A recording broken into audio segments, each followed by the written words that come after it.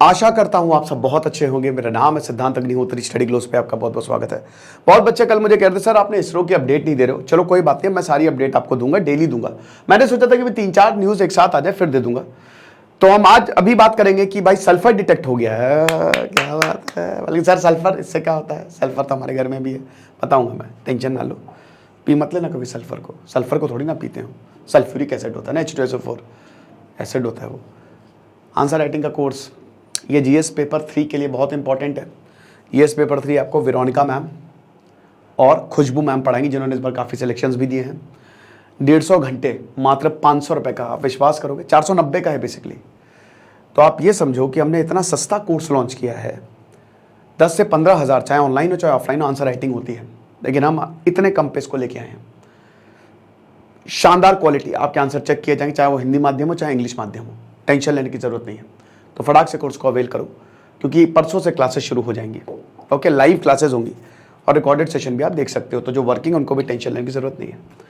तो हाँ, हम यहाँ पे थे। तो देखो 23 अगस्त नेशनल स्पेस डे, आपको पता ही है। यहाँ पे प्रज्ञान रोवर उतरा है। मैं फिर से आपको बता दे रहा हूँ, यहाँ पे प्रज्ञान रोवर आया है, वो उसको बोला जाएगा Shiv Shakti touch down point को। और जहाँ पिछली बार चंद्रयान 2 क्रैश किया था उसको तिरंगा, और जो ये पदचिन्ह छोड़ रहा है उसको भी तिरंगा बोला जाएगा। तो अब ये एग्जाम में पूछा ही जाएगा। तो अब टोटल 6 पेलोड यहाँ पे लगे हुए हैं, जिसमें 2 आपके प्रज्ञान रोवर में लगे हैं। इनमें से एक पेलोड है LIBS। देखो भैया, तो अगर तुम चांद पे कोई चीज़ देख रहे हो, भेज रहे हो, तो जाहिर सी बात है उस पर वहाँ पे ऐसे तो भेजोगे नहीं। तुमको चांद को देखना है, एनालाइज करना है। ठीक है, चांद पे रेड मारी है यहाँ पे, तो चांद को एनालाइज करने के लिए ये हथियार हैं आपके पास। तो इसरो ने LIBS जो है वो लगा के भेजा है। 2009 में चंद्रयान 1 ने, जो ऑर्बिटर है, उसने ये बताया था कि यहाँ पे पानी प्रेजेंट है, वाटर। अब पानी ऐसे लिक्विड में नहीं है, बट हाँ क्रिस्टलाइज फॉर्म में है। ये जो इनका साउथ पोल है, इसको परमानेंटली शैडोड रीजन कहते हैं, जहाँ के टेम्परेचर काफ़ी नीचे तक गिरता है, -270 डिग्री सेल्सियस तक गिर जाता है। तो अभी तो चंद्रयान, देखिए इसमें 3 डेवलपमेंट है। सबसे पहले तो जो विक्रम लैंडर है उसने चेस्ट से 10 सेंटीमीटर तक ड्रिल किया, और उसमें यह बताया कि सरफेस पे टेम्परेचर 50 डिग्री सेल्सियस, लेकिन जैसे ही आप 10 सेंटीमीटर नीचे जाओगे तो -10 डिग्री का वेरिएशन देखने को मिल रहा है। माइनस है तो इसका मतलब जाहिर सी बात है कि कहीं ना कहीं water in the ice form है, बर्फ है अंदर, क्योंकि ठंडा है ना, तभी -10 डिग्री है, ऊपर गर्म है नीचे, तो यानी कि कुछ तो गड़बड़ है। तो यहां से इसरो की ऐसा कभी भी देखने को नहीं मिला, गजब वेरिएशन है। तो इसरो की आंखें चमक गई, हम सबकी आंखें चमक गई कि भाई मजा आ गई, पानी मिलेगा, पानी पिएंगे। तो अब उसके बाद क्या हुआ है कि जो प्रज्ञान रोवर है वो निकला, विक्रम लैंडर के गर्भ से निकला, 2 पेलोड लिए हुए, LIBS laser induced breakdown spectrography. अब ये क्या करेगा, ये बेसिकली लेजर फेंकेगा, लेजर पल्सेस फेंकेगा। ठीक है, अब ये पल्सेस में लोकलाइज्ड प्लाज्मा जनरेट होगा, है ना, सरफेस से इंटरैक्ट करेंगे। जैसे ही सरफेस से इंटरैक्ट करेंगे वापस लाइट आएगी इनके पास। ठीक है, लेजर है ना। उसके बाद स्पेक्ट्रोग्राफी की जाएगी, स्पेक्ट्रल लाइंस, ठीक है, उसको हटाया जाएगा। बड़ा इंपॉर्टेंट है भाई। तो ये देख सकते हो ना, अब जहां पे ये वेरिएशन आया है, इसका मतलब देखो वेरिएशन बहुत ही आसान होता है समझना, क्योंकि मैंने तो MSc में था, मैंने प्रैक्टिकल किया है रमन स्पेक्ट्रोग्राफी के, मेरी हालत खराब हो जाती थी, खैर छोड़ो। तो ये वेवलेंथ आपको पता ही है कि स्पेक्ट्रम्स होते हैं, है ना। इंफ्रारेड होता है, अल्ट्रावायलेट जो हमको दिखता नहीं है, हमको विजिबल स्पेक्ट्रम दिखता है। ठीक है, जो विबग्योर कहते हैं ना, ये व्हाइट लाइट ही है। अभी आप ये, अभी कंट्रास्ट बहुत ज्यादा, अभी कंट्रास्ट कम कर दो, ठीक है, तो आपको लाइंस दिखने मिलेंगे, वो 7 कलर्स आपको दीवार पे दिखने को मिलेंगे। जब आप लैब में प्रैक्टिकल करते हो तो वहां पे आप देखते हो व्हाइट लाइट को प्रिज्म से पास कराओ तो बट जाती है साथ में। ठीक है, तो ये विबग्योर है ना। अब यहां पे हमारा आसमां है नीला, क्यों? पानी गीला गीला क्यों, बताओ क्यों? क्योंकि लैम्डा मतलब wavelength is inversely proportional to 1 scattering का होल 4 टू द पावर 4, यानी कि आपकी जितनी कम वेवलेंथ उतनी ज्यादा वो स्कैटर करेगी। तो विबग्योर की वेवलेंथ जो है वो क्या होती है, वॉयलेट की जो वेवलेंथ होती है वो सबसे कम होती है। ठीक है ना, इसीलिए वो सबसे ज्यादा फैलता है। ठीक है, इसीलिए वो सबसे ज्यादा स्कैटर करता है। रेड की बहुत ज्यादा है ना, इसीलिए रेड लाइट जो है ना वो दूर से ही दिख जाती है आपको। रेड लाइट इसीलिए ही यूज की जाती है डेंजरस में ये।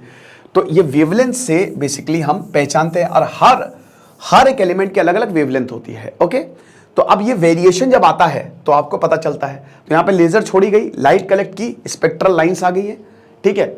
अब ये स्पेक्ट्रल लाइंस क्या बताती है? पहले तो वहां पे आयरन है, लोखंड है, वहां पे टाइटेनियम है, डी ब्लॉक एलिमेंट्स है, स्कीटीवी, क्रोमन, फिकोनी, क्यूजन, डी याद है ना 20 से लेकर पीरियोडिक टेबल 30 तक कितने ब्लॉक्स होते हैं? एस पी डी एफ, बहुत ही इंपॉर्टेंट।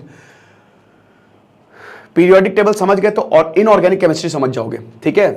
तो बेसिकली डी ब्लॉक एलिमेंट है। तुम जितने भी मेटल्स देखते हो ना, क्रोमियम हो गए, टाइटेनियम हो गए, आयरन हो गए, जो मेटल होता है ना, जो कलर्स, वो डी ब्लॉक एलिमेंट्स होते हैं, बहुत जबरदस्त, ठीक है। तो एनीवे मैं आपको पीरियोडिक टेबल नहीं बता रहा हूं। तो ये फेरस हो गया, ठीक है, क्रोमियम हो गया, सिलिकॉन, लेकिन सबसे बड़ी बात है सल्फर मिला है।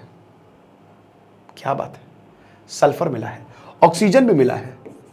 अब आप बोलेंगे सर सल्फर से क्या लेना देना? इसका मतलब बर्फ अंदर ट्रैप्ड हो सकती है, अंदर बर्फ हो सकती है। सेकेंड पॉइंट, वॉल्केनिक एक्टिविटीज में सल्फर मिलता है, तो हो सकता है मून पे कुछ ऐसा कुछ हुआ हो, क्योंकि हमने अभी तक साउथ पोल को प्रॉपर तरीके से एक्सेस नहीं किया है। अब हाइड्रोजन मिलना है, हाइड्रोजन मिल गया। Hydrogen was the first gas to be discovered in space. सबसे इंपॉर्टेंट, यही हमारी जिंदगी का कारण है। हाइड्रोजन मिल गया, ऑक्सीजन मिल गया, ब्रेक डाउन करके H2O वाटर बना दो, ब्रीदेबल ऑक्सीजन बना दो। यानी कि अगली बार जब लोग आए तो बिना मास्क के घूमे वो, ठीक है, कोई स्पेस सूट नहीं, आराम से साइंटिस्ट ऐसा जुगाड़ कर लेंगे, सल्फर भी है, हाइड्रोजन भी है, ऑक्सीजन भी है, कि वहां पे रोबोट भेज के पूरा ऐसा मतलब कि आराम से ब्रीदेबल। क्योंकि देखिए आपको बहुत दूर जाना है, मार्स पे जाना है, प्लूटो, अगली गैलेक्सी, एंड्रोमेडा, सब जगह जाना है। तो एक काम करो, पेट्रोल पंप बना दो मून पे, यानी कि रीफ्यूलिंग। तो बेसिकली ये पे दो पर्पस है। एक तो हैबिटेबल, यानी कि वहां पे कुछ ऐसा जुगाड़ बैठाया जाए कि वो बेस हो जाए, साइंटिस्ट मून पे जा सके आराम से, 4-5 दिन 1 महीना रुके वहां पे, और उसके बाद रिफ्यूलिंग करके वो और आगे मिशंस पे या जो भी रोवर्स उनको भेजा जा सके, ठीक है। और द मोस्ट इंपॉर्टेंट, एवोल्यूशन। देखिए अभी भी मून को लेके काफी थ्योरीज है, but the most impact theory है ना कि टकराया और धरती से ही मून जन्मा, ठीक है। तो ये क्या सही है? ये एलिमेंट्स बताएंगे, ये एलिमेंट्स बताएंगे कि अगर जो धरती का और यहां पे जो मिल रहा है वो एकदम सेम है, तो डेफिनेटली यानी कि थ्योरी, तो ये भी आपको एवोल्यूशन के बारे में बताएगी। तो सबसे बड़ी बात यही है। अच्छा देखो, इसमें प्रॉब्लम क्या है? सल्फर तो आ गया, बहुत बड़ी बात है। ऑक्सीजन, हाइड्रोजन, अब हम देख रहे हैं हाइड्रोजन मिला तो तबाही मचने वाली है बेटा, देख लेना, सब तहलका मचेगा। लेकिन यहां पे एक प्रॉब्लम यह है कि आपके पास खाली 14 दिन है। तो वही साइंटिस्ट ने बोला कि we have only 14 days, we are running against time. कल जैसे ऐसे प्रज्ञान रोवर जा रहा था, उसको क्रेटर दिखा, बहुत बड़ा गड्ढा, तो उसमें तो घुसेगा नहीं, तो रीरूट किया, यहाँ पे प्रॉब्लम आई वहां पे, तो रीरूट किया, ठीक है। प्रज्ञान रोवर को कुछ नहीं होना चाहिए। इन 14 दिनों को हमको बहुत तगड़े तरीके से यूटिलाइज करना है, क्योंकि अगला जो जापान का मिशन होने वाला है उसमें हम सैंपल कलेक्ट करके लेके आएंगे। तो ये बहुत बड़ी डिस्कवरी है, सल्फर का मिलना बहुत बड़ी, ऑक्सीजन का मिलना, अभी तो हाइड्रोजन मिला नहीं है, बट अगर मिल गया तो कमाल ही है, थोड़े बहुत क्वांटिटी में, बट प्रॉपर हाइड्रोजन मिल जाए। क्योंकि बर्फ तो है, तभी तो अंदर ठंडा है, वो टेम्परेचर ने दिखा दिया है, पानी बर्फ में जमा हुआ है। भाई सिंपल सी बात है कि मून हैज नो एटमॉस्फेयर, क्योंकि वहां की एस्केप वेलोसिटी 2.5 किलोमीटर पर सेकंड है, यानी कि सारी गैसेस एस्केप कर जाती हैं।